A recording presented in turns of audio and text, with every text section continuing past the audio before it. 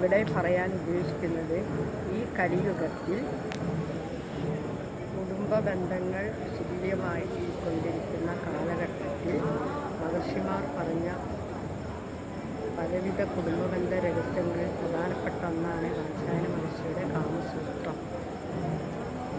ഈ കാമസൂത്രത്തിൽ മനസ്സിനും ശരീരത്തിനും കുളിർമ നൽകുന്നു, വിവിധ രീതികൾ പ്രതിപാദിക്കുന്നു. ഇതിൽ നിന്ന് മനുഷ്യൻ വ്യതിചലിച്ച് പലവിധ ശൈലികളിലേക്ക് അതിന് യോജിച്ച ഭക്ഷണ രീതിയും ശീലിച്ചതോടെ സ്വാർത്ഥതയും ക്രൂരതയും അസൂയയും ഉടലെടുത്തു. ഇതിനെല്ലാം പരിഹാരം നൽകുന്ന ഒന്നാണ് ആത്മീയ വിദ്യ.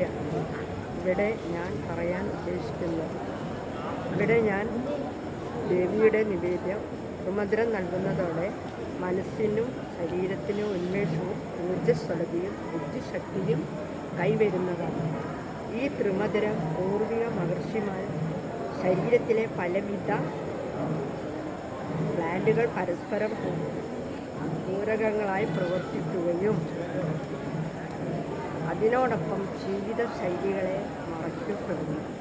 മനുഷ്യന് പ്രകൃതിയോട് സമരസപ്പെട്ടുകൊണ്ട് ജീവിക്കാൻ തുടങ്ങുകയും പ്രകൃതി നിയമത്തിൽ അധിഷ്ഠിതമായി ജീവിക്കുകയും അതിന് ഇണങ്ങിച്ചേർന്ന കാമസൂത്ര ലീലകൾ അവലംബിക്കുകയും ചെയ്യുന്നു.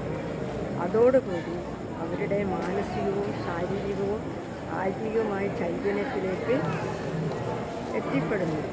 അതിനോട് ബന്ധപ്പെട്ട് മനുഷ്യനും സമൂഹവും സാർത്ഥത വെടിഞ്ഞ് ശരിയായ ജീവിത പാതയിലേക്ക് നയിക്കപ്പെടുന്നു.